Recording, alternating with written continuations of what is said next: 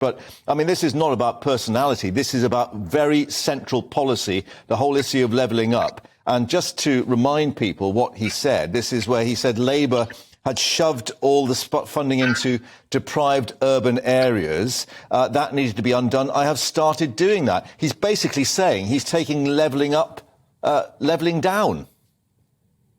Well, I think he's trying to appeal to his audience and that he was speaking to. But my central message would be to Rishi Sunak is if you want to win this race, you've got to appeal to everybody in this country. There are plenty of Conservative MPs like me who represent deprived urban areas like Peterborough, and we're certainly not going to take well boasting that you're taking money away from areas like mine. Actually, I don't think that is the case, because I think if you look at Peterborough, we've had £23 million of Towns Fund money, we've had millions of levelling up money. That's what he delivered as Chancellor. Why don't you just reflect on that record, Rishi, the record that you and the Prime Minister delivered, because I think it's a jolly good one for places like Peterborough, and stop really trying to play games in this electoral contest. Let's be positive, and let's try and see two camps promising, positive messages for the Conservative Party and for the British people, and let's see who wins. But I'm confident it will be Liz.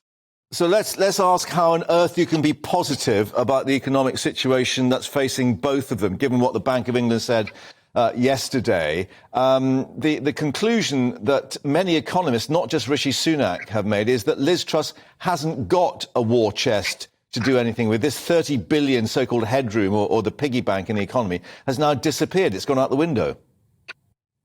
Well, look, what I would suggest is this. During the 1980s, when everyone said that Margaret Thatcher was mad for trying to reduce taxation, was mad for trying to rip up the conventional economic orthodoxy, she went ahead and did it anyway. And we had a hugely successful economic transformation in the 1980s. I think that's what Liz Truss is saying again. Let's look at what happened in the past. We can reduce taxes. We can grow the economy. That's what it's all about. At the end of the day, this is about growth. And if you strangle business and you strangle families with increased tax burdens, we're not going to get the growth that we need in order to grow the economy and generate more tax revenue at the end of it.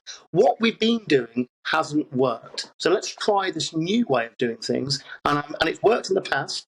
And it's proper Conservative economic thought. The idea you reduce taxes, the economy grows, people keep more money in their own pockets, they spend more. It's not that, rogue. It's what the Conservative Party have been talking about since the 1980s. So you've invoked the spirit of Thatcherism. Why then has Lord Lawson, who was Margaret Thatcher's Chancellor, backed Rishi Sunak?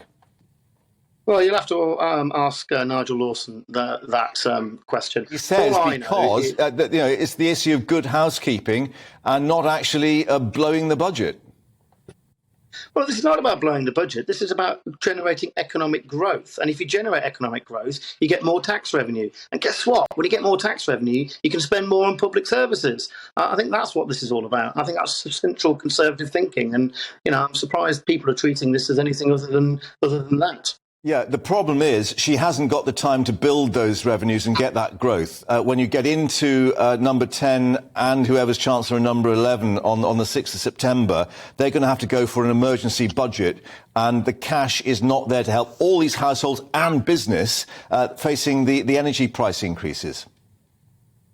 Well, I think what you've said is absolutely right, in the sense that we need someone who's going to get on with the job from day one, and that's Liz Truss. She's got a proven track record in government. She's served as a Treasury Minister. She's very clear about what she wants to do. She's got that, as I say, track record in government. So let's get her there, and let's get this show on the road. That's what I would say.